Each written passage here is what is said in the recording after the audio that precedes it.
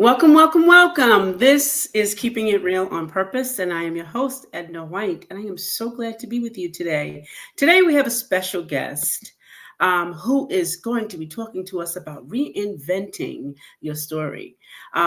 She is a former model in France at 19, and she started to work with Matt Damon and Will Smith. Trinette Faint has done it all, but she's not stopping there. At 50 plus years old, Trinette has reinvented herself as an award-winning author, screenwriter, and still in-demand model and actress. In this episode of Keeping It Real, we invite Trinette and we welcome her to open up and tell us about the art of reinvention, why failure is the secret of success, and how she used her experience with racism and fat shaming to become a powerful advocate for body positivity and authentic representation in the media. Welcome to the show. Thank you, Edna. Thank you for having me. Welcome. I'm glad to have you here. So tell us how you show up in the world. How do I show up? Well, it's not too hard because I'm 6'1", so can't exactly hide or not show up. Okay. I think I just try to be, super authentic and true to myself, and honoring myself and my feelings and being loyal to friends and family. Those are the best ways that I could think to do it, that I actually think I do it. Okay. Yeah. All right. That's good. So you've worn so many hats, a model, actress, author, screenwriter. What was the pivotal moment that made you say, it's time to reinvent myself? And how did you embrace that change in your 50s? So I guess it was about a year and a half ago now. I was 51 and like everybody kind of coming out of COVID, just sort of reassessing and things, and was really just kind of stepping back, taking a break, working on my mental health for a while. And my novel, Colette's Caleb, like I always knew that it would make a fantastic story for the screen, big or small screen. Right. And I wanted to learn how to write it as a screenplay because that's a very different form of writing, Absolutely. Yeah.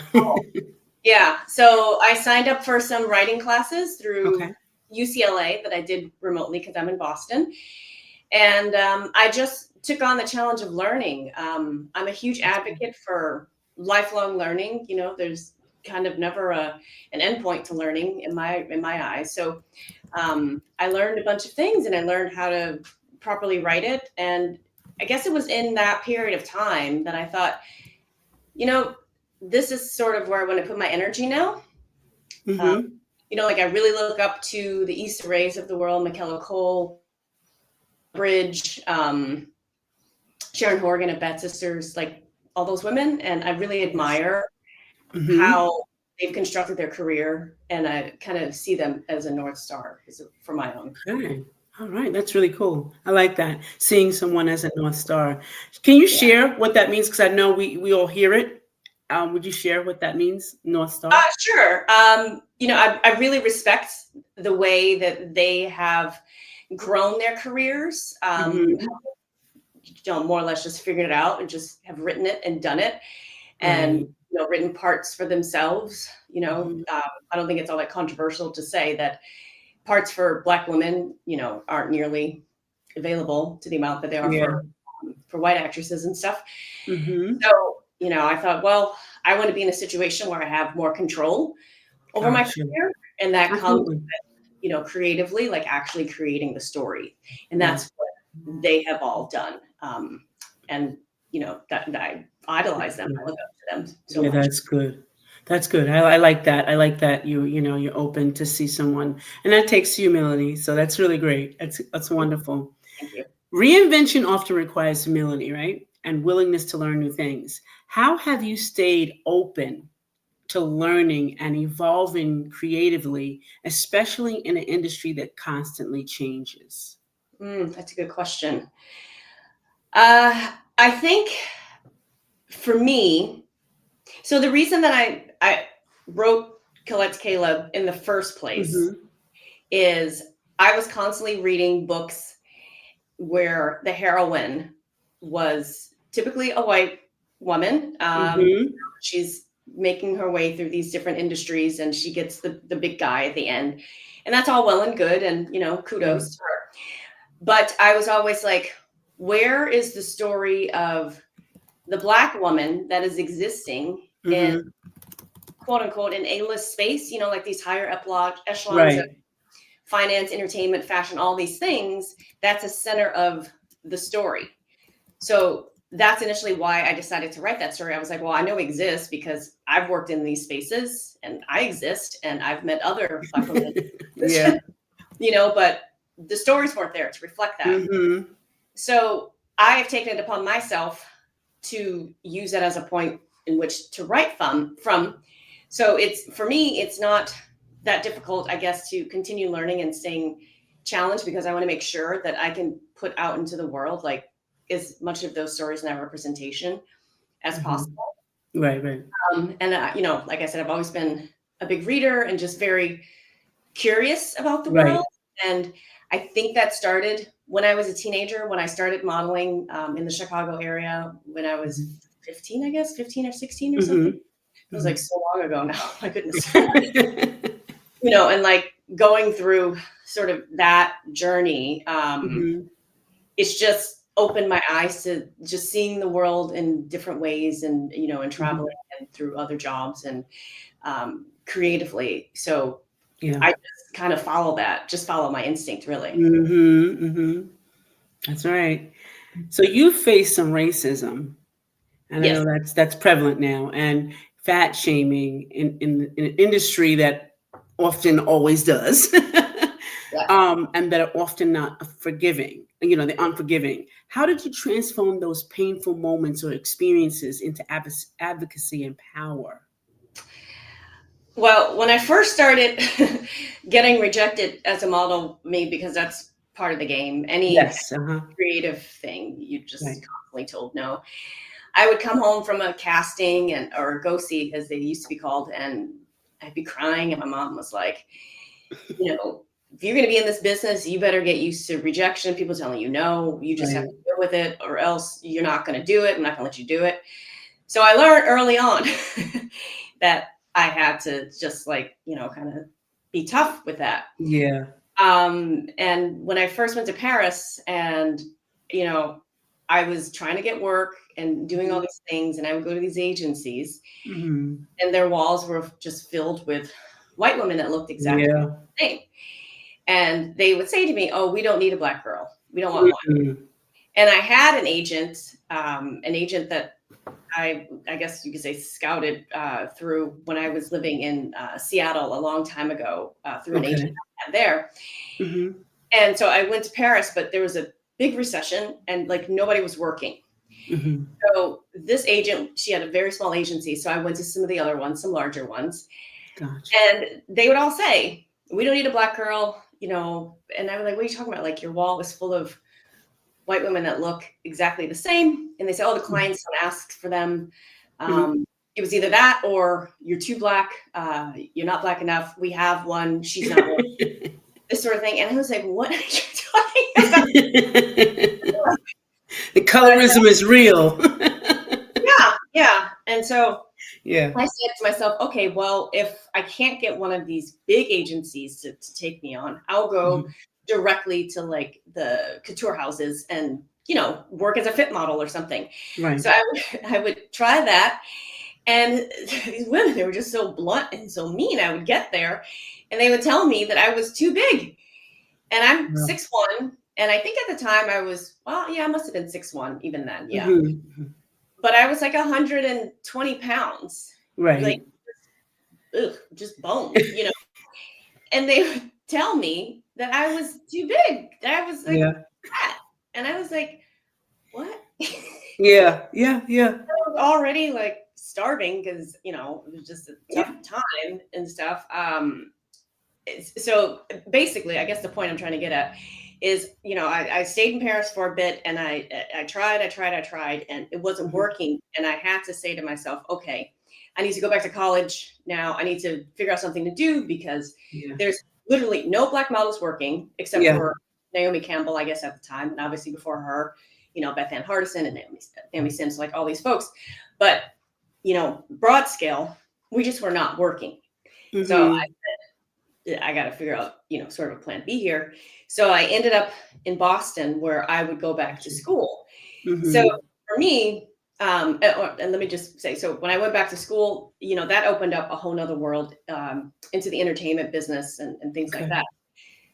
So for me, the way I kind of tackled that was Mm-hmm. just be the best person and the smartest person that I could be by Mm-hmm. becoming educated and stuff, because there is nothing that is more threatening to people with these small minds than an Yeah. educated, woman of color. Yeah.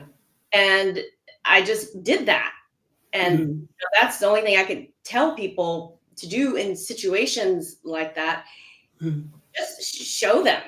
It's like Mm-hmm. not even worth the energy to combat. The problem is not you, it's them. It's them. Yeah. You Yeah. know? So just doing the best that you can do to be Mm-hmm. the smartest and the most educated and this and that, it obviously benefits you, benefits Right. me. Right. So that's how I handled it. And through kind of pivoting at that time and going back to school and eventually, going back to graduate school, I, learned how to write and explored these other parts of my creative self Okay. that I can now write about and, bring representation and stuff Mm-hmm. Mm-hmm. more effectively, I think, Yeah. Good. through Yeah, work. I modeled also. I'm in New York, so I modeled in New York, and I'm short. So, there's problems all around. I'm gonna tell you. Yeah. I'm short, and I was 120. I was 120, and I don't think I even thought about it, right? I really didn't think about it because I was like, this is something I want to do, Yep. and I really didn't think about until I got into the room and I saw these tall models, and I'm like, holy crap, what am I doing? I'm looking up, and I'm like, so now I'm getting nervous. I'm like, oh my gosh, I'm nervous. I'm like, so I remember my first gig with Vogue. They did a live show Mhm. of Victoria's Secret's undergarments, and they were the angels. I can remember this, but I was a shadow. So picture that. They brought me out like a dummy, and they brought me out. I had to stand still, and they brought me out, and they sat me there, and I was the shadow of these angels going by, and that was my first one, right? As I'm sitting in there, and everyone's getting dressed, right? And I remember looking at the girls. I was like, oh, they're so gorgeous. So now I'm getting nervous, and I think I might have been shedding a couple of tears. Mhm. I'm like, so I'm getting really nervous, and so one of the girls walked over to me. She goes, "Man, you're really pretty." And I'm like, "Is she looking in the right mirror?" You get kind of nervous. You get Of kind course. of Yeah. nervous, and it is true, like you said. I think I was the only black girl there. And I think it was another guy who was black, and we became kind of friends. He was in the skit as well. But I was like, it was very challenging. And I didn't think about it then until you started kind of talking about it. I'm like, wow, there Yeah. was some stuff going on there. So now I got to There's explore lots of that stuff pocket now. going on. Yeah. There was some stuff going on. You're either too light, right? You're too Mhm. light, or you're not dark enough, Yep. or yeah, neither too light. Yeah, too light or not dark. No, not light enough. Not light enough. Because there's this border you can kind of Always not enough something. not enough something, right? And that Yeah. gets to you after a while, right? It Yeah. get kind of Yeah. gets to you. And being a teenager, when the times that they were really like I could tell you, like you said, I could attest to that they would blurt it out and say, "No, you're not. You're just not. No, you're not." It's like they give you They their were hand to it. upfront about it. It's They're just like, we don't need a factor. Yeah. yeah, and they give you the hand. So it was, you know, we didn't come out unscathed. We navigated through it. We Yes. didn't know. Yes. I didn't know. I Yeah. didn't know. I didn't. I didn't. It didn't. It did. Maybe it did phase me, but I just didn't know that this was, something that was going to be like detrimental later on. I didn't know. I honestly didn't know, and I think Right. that's kind of what saved me a little bit. But then I kind of Yeah. realized, but it just brought it back when you were talking about it. Well, you just Color is big. internalize it so Yeah, much that we you don't do. even realize, what the effect is that it's having on you, Yes. you know? Yes. And that's so important to talk about is that the internalization of those things, racism, colorism, all those isms. It's so important to say that for our young women who do go into these industries or who are just normal, being normal. Sometimes Yeah. even, going to school is traumatic. You know what I'm saying? You know, And it's I'll say a big that, challenge. Go ahead. one thing that worked for me, like, so when I left Paris, I mean, I would eventually go back a few times and just keep trying and Mhm. trying and trying, and I was kind Right. of on the same thing, but Right. I kind of just pivoted and I just started doing more commercial work. I just went Right, gotcha, where the gotcha. work was, where they would accept me. And one big industry that accepted me, and it was like it's as much a surprise to me as anybody else, was the knitting industry. I Wow. summer, I was working in Maine, just waiting tables, just kicking back for a summer. And a woman Mhm, that I worked with, her mother was the editor in chief of of Interweave Press, I think it was. And she said, mhm, "Oh, my mom, she's looking for models. I told her about you because you're so tall and blah blah blah." mhm. And so I started modeling for this knitting magazine, Right. and they turned out to be the best people ever to work Yeah, for. And I worked for them for years. And right. I was on the cover of Vogue Knitting a couple years ago now. This was over That's COVID. beautiful. And they, you just have to like, okay, well, if it's not working here, it can Right, work somewhere else. right, So you just have to be, speaking of navigating these areas, these right. spaces, you have to be open and willing to change. Yes. Yeah. You A know, little pivot. That's all it exactly, takes, and that's so exactly. important. A I little could have pivot. easily said, well, I don't want to be a knitting model. Right. I want to Once be something a fails, right, fashion model. right. Like I Yes. tried that in Paris, and then I went to New York, and I was with Ford's runway division, and they would send me out on go sees, but Yeah. then they were telling me I was too tall. They're like, "Oh, well, we put you in heels. You'll be 6'4" Yeah. or something, and we don't have any guys that tall, and you'd be too tall." Right, right, right. It was like always something, and I was like, Yeah, "Jesus it Christ, was. It I can't was. change these things about myself." But Yes. when the knitting crew came along and Mhm. just wholeheartedly accepted me, I was Yeah. like, "Hey, okay, I'm here for it." That's right. That's Money is right. money. A print job is a print job. So, That's right. That's right. What does thriving look like now that we've sat here and compared 19-year-olds, and we can't even remember that right now, but yeah. 19 modeling in France, Paris, yeah, same difference. And how is that a bit different definition of success? Has it evolved in your 50s? Uh, so I was thinking about this actually a couple years ago. Like, Okay, even though I didn't have like the commercial success that I thought I was going to have, right. I realized, okay, you know what? That time was successful in my life because Mm-hmm. number one, I tried it and I did it, That's good. and like nobody from my hometown was going to Paris or going anywhere, Right. um, trying to do anything like really kind of out of the box like I was Right. doing. And also that nothing bad happened to me. Right. Right. I Me grew up too. with a single mom, Yep. Me outside of too. That's so good. I like that. So good. yeah, and she trained me well for the streets.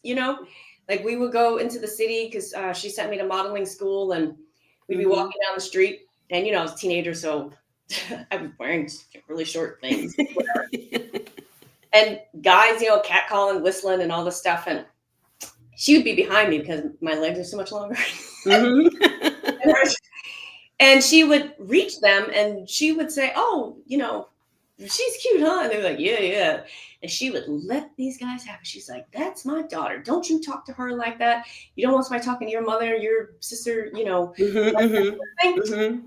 And it just gave me like I guess this confidence, and she started letting me go into the city by myself, taking the train from Joliet to Chicago when Right. I was a teenager. And, I knew kids from school who had never been to Chicago, or who certainly were not going into the city on a regular basis. Mm-hmm. So that training, that 45-minute train ride, and then the walk, probably 20 minutes to get to where I was going, and then subsequent, like, little modeling jobs around Chicago, Mm-hmm. set me up so well for for like a life of self-protection and stuff. So Yeah. when I got to Yeah. Paris, obviously Paris is a big city and stuff, but I had already been on the streets of Chicago. Like, I was ready for whatever.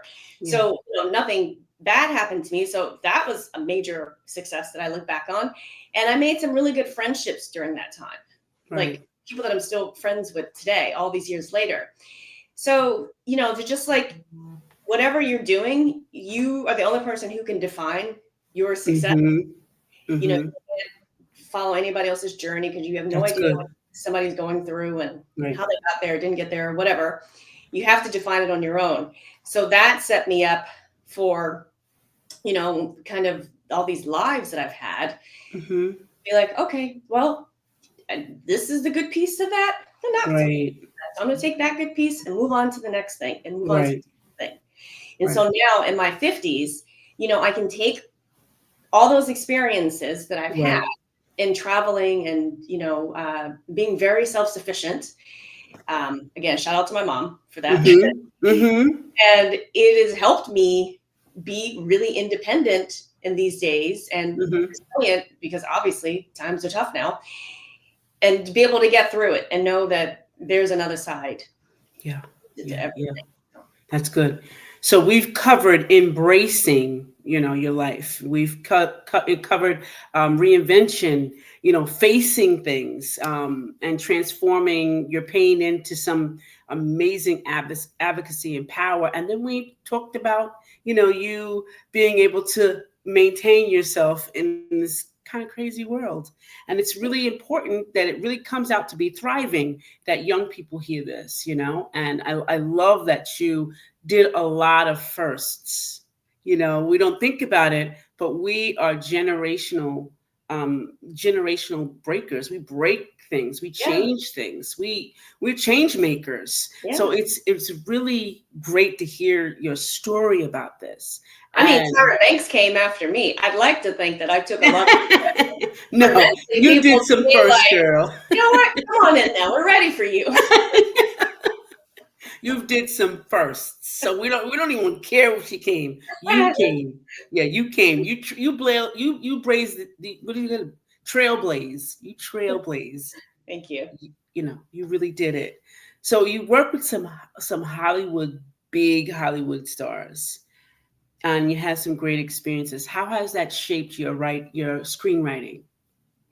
Well, I think that time that I had in the business, that first Hmm. of all, that business is unlike any other. Yeah. Largely unregulated, just like the Wild West. Anything kind of goes. Yes, Um, absolutely. You're right. yeah. So when I wrote Colette's Caleb, that story, it's not my story, because I used to work for Okay. Matt. Okay. And Colette, my character, she works with an actor and a fashion designer, and then she ends up in this love triangle and stuff. It's very messy and saucy and spicy and all the rest, but it's not Hmm. that story. But a lot of the things that happen in the book are just like very loosely inspired by my time in the business as a whole. Right. Yeah. Because before I worked with Matt, I worked at Will Smith's company, and then after Matt, I worked for Bob De Niro's Tribeca Film Festival in New York and stuff. So I Okay. had a lot of this like really kind of high level industry experience. And, everything that I write about is fictionalized and I've made up and stuff. But knowing how the business works, I feel that Hmm. all that stuff can happen. you Yeah. know? Yeah. So it's definitely inspired that. Right. And Okay. now, adapting it into a TV series, along with another story that I'm working on about women traveling through Europe in their 50s, basically like this one woman, especially like reinventing herself. She's Oh, 50, that's a good one. 52, I think, this Black woman. Mhm. So yeah, so just kind of taking all that in, like your creativity of the entertainment business. Mm-hmm. So I can apply it now and then like combined with my travels because I set my characters abroad. This was another thing I was not seeing, Edna. I was not seeing Black women in stories set internationally. Yeah. Yeah. A Yes. lot of our stories are either, especially if they're not written by Black people, are take place in the South or in just Yep. like big urban hubs. And again, Chicago, New York. yes. All those are true, and that's all real. And there's also other parts of the world that are real where we travel and we go. Yeah. And I try to get to Europe, many times a year. I have friends everywhere, and I just like to go see my friends and, have different experiences and do things and stuff. So I was like, well, my characters should go to Scandinavia or go to Paris or go to London or wherever they are.